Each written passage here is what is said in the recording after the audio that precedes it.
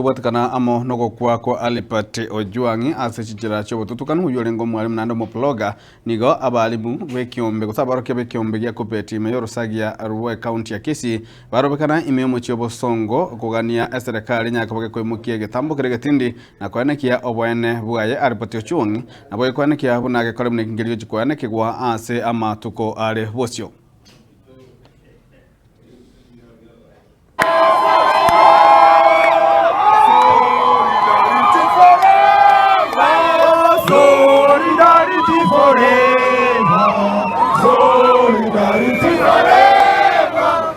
We want justice for our teacher. We want justice for all those who have been killed in the brutality way. As KUPPET Kisii, we stand with the family and we announce that let the legal team and the apparatus, security apparatus and the IPOA swing into action and have those who are in charge, those who perpetrated this kind of ugly incident, to be brought into book. We cannot allow again to wait until another teacher is killed. You touch one teacher, you have touched all the teachers of this country.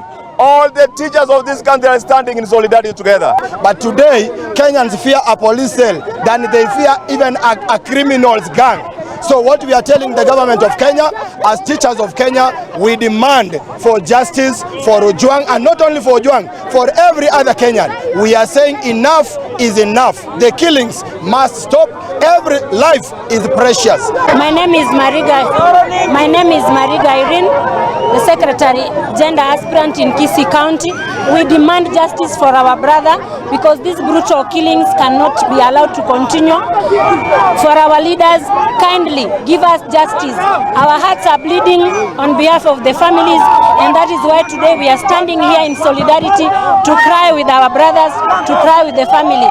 Kindly, we demand justice. Just as what we demand, justice.